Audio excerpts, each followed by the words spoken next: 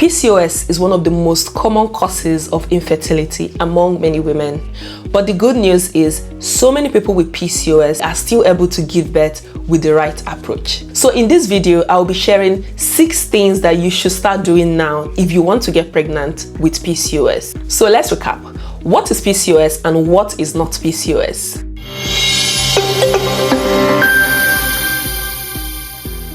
PCOS is the short form for polycystic ovarian syndrome, and this simply means when there are excessive cyst-like structures in the ovary seen on ultrasound. Now, how does the cyst-like structures come about? Normally every month some group of eggs in the ovary will start developing, they will start maturing so that they will get to the point where one of them is eventually released. So in people with PCOS, this group of egg would normally start maturing just like every other person. But the issue is that none of these eggs that entered into this cycle of maturation reaches an actual maturation that will lead it to be released as an egg at the end of the month or at the mid-cycle. So at the end of the day, there are so many cysts in the ovary which could not reach the maturation that was needed for them to be released during ovulation. And so when we look on ultrasound, you will see these cysts surrounding the ovary, which is where the name polycystic ovary comes from. But just like the name is a syndrome, there are so many things that are associated with it. In women with PCOS, you would usually have a high level of androgen, which is the male sex hormone, and this hormonal imbalance impacts their ability to ovulate. So they would have several cycles of anovulation, which is no ovulation, or irregular ovulation. Some people could continue to see their periods every month, while others may not actually see their period for a long time. For some people that even continue to see their period, it could be something called breakthrough bleeding, because without ovulation you're not likely to see your period, but if you eventually see your period without ovulation, it's usually due to something called breakthrough bleeding. So because ovulation does not occur in women with PCOS, their progesterone level will be low, because progesterone is released after ovulation. And so with the low progesterone, it means the estrogen in their blood will most times be high. And with the high estrogen, which will then go unopposed, because usually estrogen and progesterone regulates itself. But when there is low progesterone, which means there will be high estrogen, causing overstimulation of the uterine lining. And that's why when there is excessive stimulation of the uterine lining, at some point the person is going to have something called breakthrough bleeding. And that's why you see sometimes they will say, my period has been running for 14 days, it's not stopping. I don't know, my period did not run for 2 months, but now it's running for 14 days and it's running for irregular length of time. Most of those kind of bleeding is usually not menses, but they are overstimulation of the uterus that have now started to shade. Other changes that are seen with PCOS are things like excessive hair growth. If you're growing hairs around your beards, hairs around your tummy, hairs, excessive hairs on your legs, and different parts of your body, all of these things could be linked to the fact that you have more of male hormones than the female hormones, because you would know that men actually have more hairs than women normally. So if you now have more hairs and as a woman, that might also tip off the possibility of PCOS. So that said, let's get into the meat of this video. What should you be doing now if you have PCOS or you think you have PCOS that can help you to conceive? The first thing is to prioritize your weight management. Even a 5 to 10% of weight loss can increase your chance of ovulating greatly. It reduces insulin resistance, lowers male hormones, the androgen, and even balances your cycle. I've seen people that have gone on the weight loss journey, and before you know it, by the next month they are ovulating, and if they are lucky that month, they are getting pregnant. So weight loss is usually like the first thing, which is like the most basic thing that we would usually ask people to do. And you're not going to pay any money. Well, you can pay money if you're attending the gym, but like weight loss is more like the cheapest thing you can do actually. Set up your goal. It could be by dieting, it could be by running, it could be by working out, anything that can help you to lose weight. Most people gain weight from eating without calculating what they are eating in between meals. You're eating biscuits here, you're eating donuts the next minute. This is not here your lunch. You're going to eat your lunch and then eat your breakfast, eat your lunch, eat your dinner, but in between those things you've eaten meat pie, you've eaten ice cream and all of those things.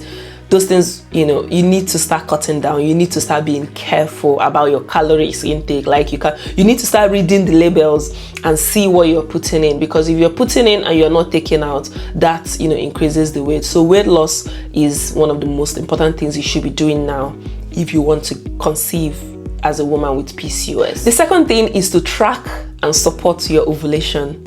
This cannot be overemphasized. Like at this time, you're supposed to already know how to calculate your cycle. You're supposed to track. There are ways that you can track to see if you're ovulating. I'm going to make a video on that shortly, but the most common one is with the cervical mucus.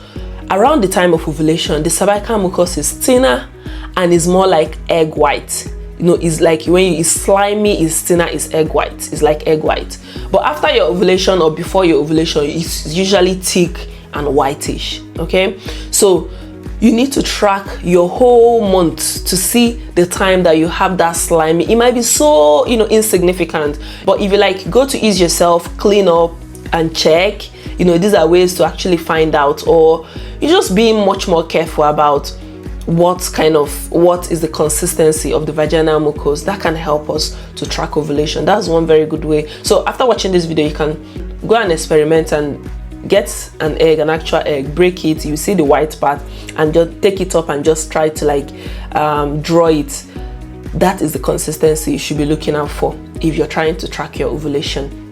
Another way to track your ovulation is by using a calendar, but this would usually be for people that have a regular cycle. Someone who has PCOS may not be able to use a calendar method, because you don't even know which months your periods are running, or you don't even know if this period that is running now, if you've actually ovulated, or if this is a breakthrough bleeding. But using your calendar on the 13th day, 13th to 14th day is usually your ovulation day. So your fertile window would usually be somewhere around the 12th day to the 17th day, which around that time is the most fertile window. So if you're able to track it, and even some people use their body changes. I mean, during ovulation, some people will be much more some girls will be much more attracted to men. Like it happens, don't lie. So that time where someone is talking to you, you're really you're happy to talk to someone that you have not liked to talk to all this while. Just suddenly you're happy to have a chat with a guy and all of that. That's your body telling you that this is ovulation period. So for some people, they may use that high libido to know that they are ovulating.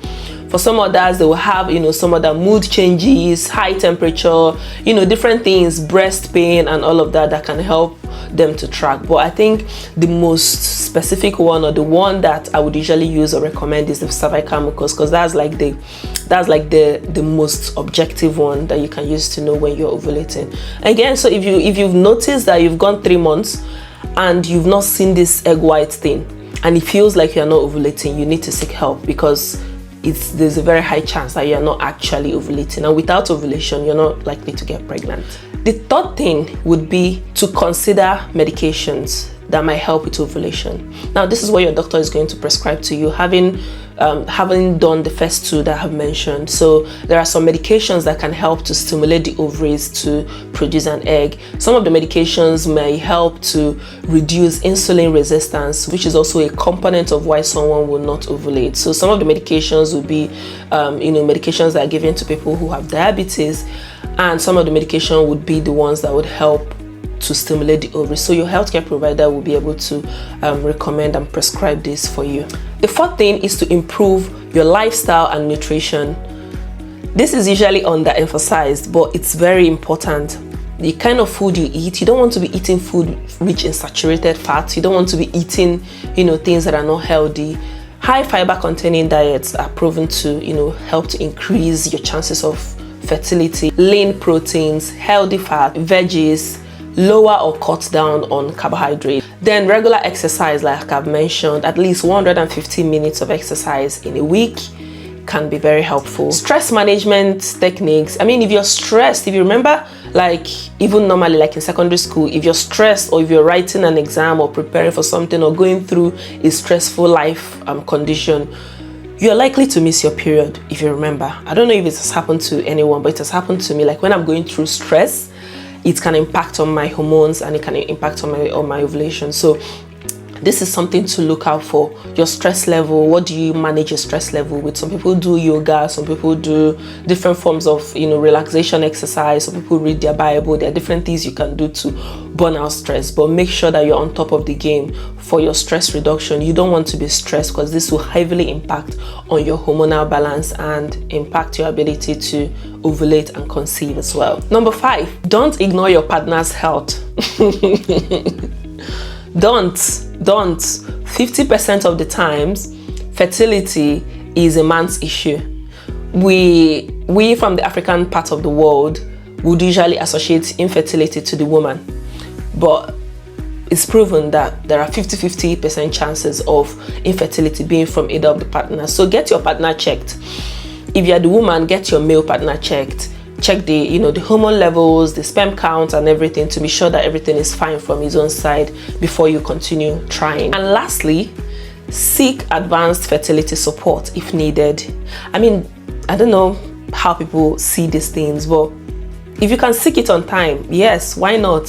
Why do you have to wait till you're 40 years before you start seeking for things like IVF, or start doing actively seeking to have children? In your 30s, you can start seeking already. If you've tried all the things that you're supposed to do, you really need to take charge of your timing as a woman, because from after 30 years old, even the quality of the egg and everything starts declining. So if you have the opportunity, you have the funds, you have the the opportunity to be able to get that done, please seek assisted reproductive technique early, as it's proven to have helped people who are going through fertility challenges to be able to have children. So things like in vitro fertilization, which is when the woman is stimulated to produce an egg, and the egg and the male's sperm is fertilized outside and then implanted back into the woman. Like, there are so many options, there are so many things that can be done to help women or to facilitate being able to conceive. So my advice would be, you don't have to wait till the end of, like, when you're turning 40 or when you're now getting really very old to start seeking this fertility treatment. There is no shame in owning your cause, in owning your struggle. Seek out early and do what you have to do early. Remember again that PCOS does not mean infertility. There are so many people with PCOS that have had 2, 3, 4, 5 children, and while there are people who do not have PCOS that have not been able to conceive as well. Again, weight management, the right diet, medical support, and sometimes assisted reproductive technique can help to improve your chances of conceiving if you have PCOS. I hope this has helped clarify 1 or 2 things for you. If this is helpful, please let me know in the comments, and if you have any questions, please let me know in the comments. Until the next time, I'll see you again. Bye.